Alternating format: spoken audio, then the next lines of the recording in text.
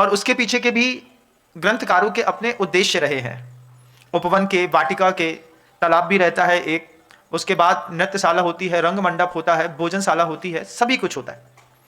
उसके पीछे के जब गुरुओं से पूछा कि ऐसा क्यों होता है, तो आगम ग्रंथकार एक ही बात कहते हैं कि मंदिर में वीतरागता ये मानव का अंतिम लक्ष्य है, पहला लक्ष्य नहीं है, अंतिम लक्ष्य।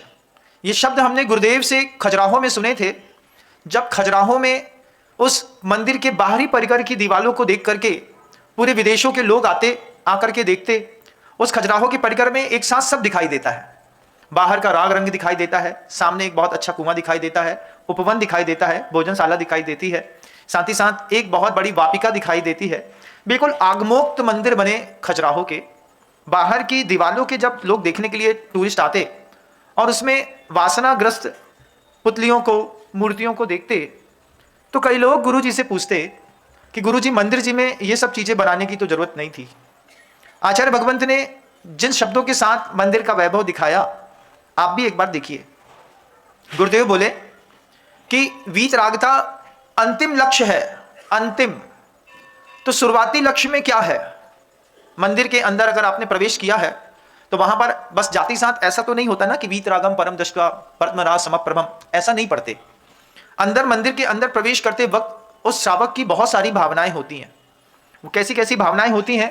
तो आचार्य भगवंत कहते हैं, शास्त्राभ्यासो जिन पतिनुति संगति सर्वदार्यई सदवृत्ता नाम गुण गण कथा दोषवादे चमौनम सर्वस्यापि प्रीहित वचो भावना चात्म तत्वे संपद्यंताम मौ भव भवे यावदे ते पवर्ग।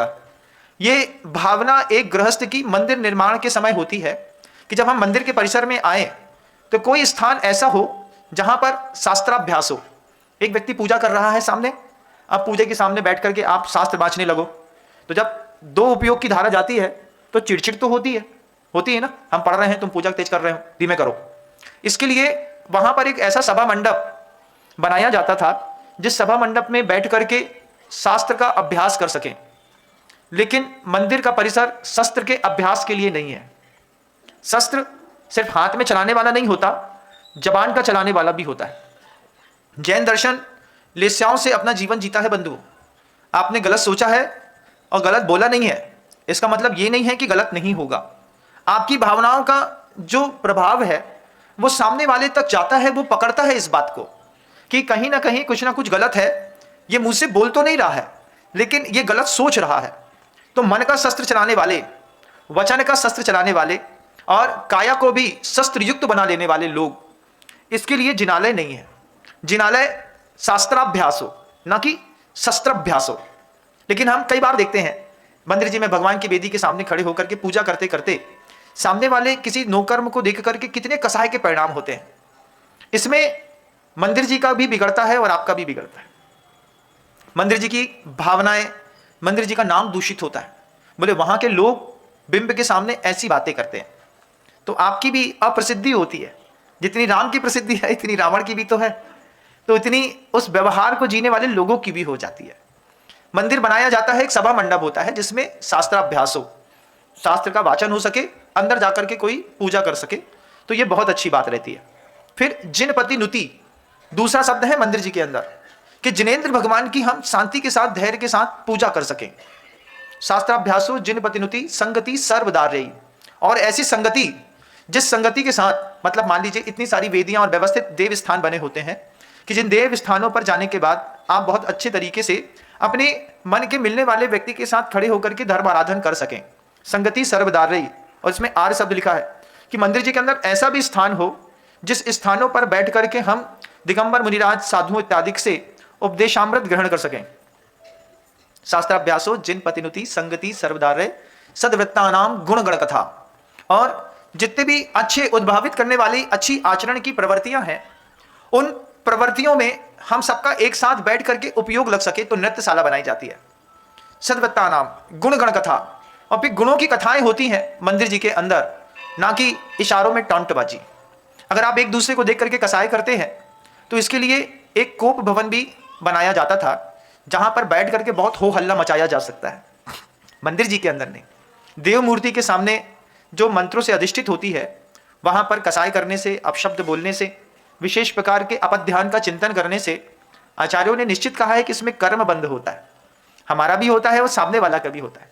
समोशरण की महिमा देखो, समोशरण की महिमा में प्रभु जी के सामने किसी को भूख नहीं लगती, प्रभु जी के सामने किसी की मृत्यु नहीं होती, समोशरण में बैठ करके कोई एक दूसरे से झगड़ता नहीं है।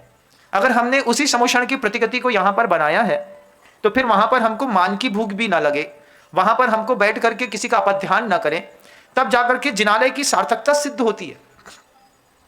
संगति सर्वदारे सद्वत्ता नाम गुण गण कथा दोषवादे च मौनम। और ये भी भावना रहती है उस गृहस्थ की कि हम किसी भी प्रकार से किसी की भी बुराई इन स्थलों पर ना करें, उनके लिए अलग अलग स्थल बनाए जाते हैं। फिर संपद्धनता मो भवे यावदे ते पवर्ग। फिर भगवान मैं इस तरीके के वातावरण में रह करके कहीं चित्त में बैठ करके ध्यान कर सकूं, कहीं पर बैठ करके मैं स्वाध्याय कर सकूं, कहीं पर सुखद संवाद कर सकूं। मंदिर मौन का स्थल नहीं है, वहां पर अच्छा बोलने वाले को अच्छा मिलता है। मंत्र का उच्चारण करना, स्तोत्र पाठ करना, साथ ही साथ कोई स्तुति गाना, नृत्य करना, इन सब के लिए जिस विधि विधान से जिनालय की रचना होती है वे जिनालय बहुत कम देखने में आते हैं। जब गुरुवर के मन के अंदर यह बात आई तब गुरुदेव ने बड़े बड़े स्थानों पर जहाँ जन सामान्य का बहुत ज़्यादा बाहुल्य रहता है वहाँ पर ऐसे जिनालय बनाने के लिए कहा कि जहाँ पर नृत्य मंडप भी हो, गुण मंडप भी हो, श्रृंगार चौकी भी हो, उपवन भी हो, खादिका भी हो, वापी भी हो, जहाँ पर साधु भी आकर के बैठे तो उनका धर्म ध्यान बाधित ना हो, शावक अपना धर्म ध्यान कर सकें। ये बहुत बड़ा एक विचार था गुरुवर का कि जिनेन भगवान के द्वारा आगमोक्त जिन मंदिर होना और अपनी सुविधा के अनुसार जिन मंदिर बनाने में बहुत अंतर होता है। अभी हम जो भी जिन मंदिर बनाते हैं, जिनेन प्रभु जी की पूजा करते हैं, वे सारे के सारे पूजा के स्थल हमारी मजबूरियों के साथ बनाए गए होते हैं। जगह नहीं है महाराज, अब जितनी जगह है उतना बना लिया। अब उतना बना लेने पर आप निश्चित देखिएगा कि जब हमने छोटे से सीमित क्षेत्र पर एक कोई स्थान में जिन्हें में स्थापित किया तो एक पूजा करेगा, दूसरा स्वाध्याय करेगा तो एक दूसरे को तकलीफ होगी, कोई तीसरा संवाद करेगा तो उन दो को तकलीफ होगी, कोई अच्छी बातें थोड़ी सी तेज कर रहा होगा, स्तोत्र पाठ कर रहा होगा तो उसको तकलीफ होगी। ये सब कुछ सोच करके गुरुवर ने जब पहले जिनालय को पूरा आकार दे पाए तो कुंडलपुर के बड़े बाबा का परिकर इतना सुंदर और व्यवस्थित बना कि जिसमें ऐसा विशाल परिकर है कि उसमें पूजा करने के बगल में बैठा वाला स्तोत्र पाठ भी कर रहा हो तो दोनों को एक दूसरे